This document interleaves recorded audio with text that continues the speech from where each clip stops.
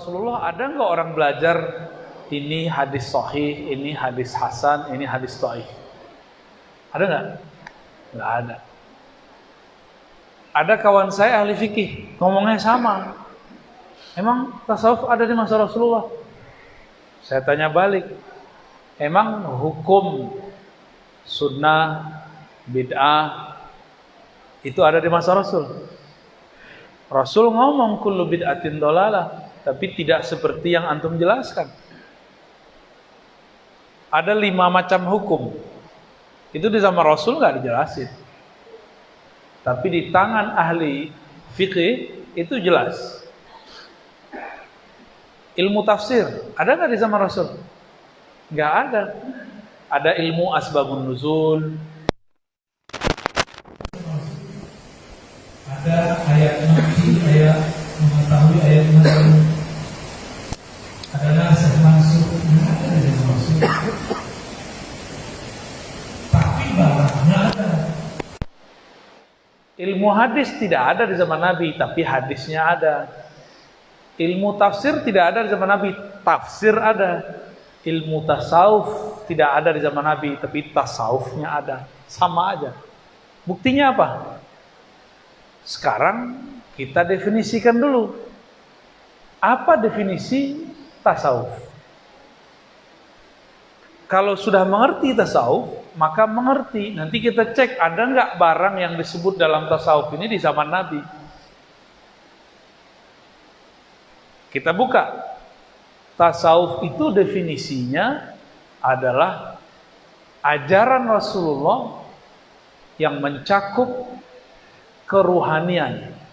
Dimulai dengan meluruskan niat, taubat, syukur, sabar, ikhlas, sampai kepada mahabbah dan ridha kepada Allah Subhanahu wa taala.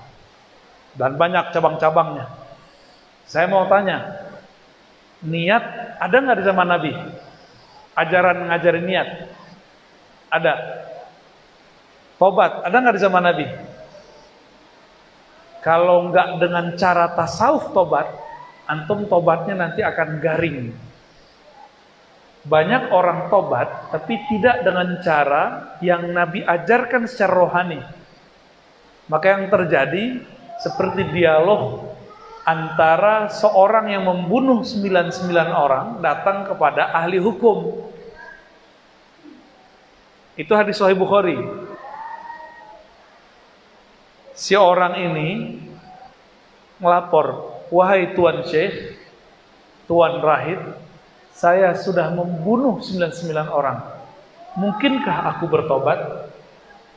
Si Tuan Syekh ini, si Rahib ini, ahli zikir, ahli hukum, tapi tidak mengerti kerohanian. Apa kata dia? Malaka min taubah. Tidak ada tobat bagimu. Siapa yang bunuh orang, dia dibunuh. Kamu wajib dikisas. Oke? Karena dia nggak punya ilmu ruhani. Dia cuma belajar ilmu boleh, tidak boleh, halal, haram. Akhirnya karena dia seorang pesilat jawara, pendekar, itu pedang di samping dia terbang, berpisahlah antara kepala dan badan. Mati juga. Dan yang tragisnya, dosa terakhir ini, dia membunuh bukan orang jahat atau musuh, yang dia bunuh seorang ulama. Ulama yang membatasi rahmat Allah. Ulama yang fokusnya kepada hukum zahir, melupakan hukum ruhani. Ini kan hadis Sahih Bukhari. Kenapa Nabi menceritakan ini? Berarti Nabi akan mengatakan, nanti umatku, ulamanya juga ada yang kayak gini. Ngomong halal haram, sunnah bid'ah, boleh tidak boleh, garing.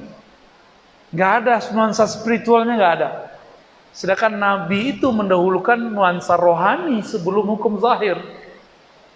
Buktinya ketika ada beliau dibentak oleh seorang khawarij, Nabi masih memaafkan dia. Apa kata Nabi? Dia masih sholat. Hatinya gimana Rasulullah? Itu urusan nanti.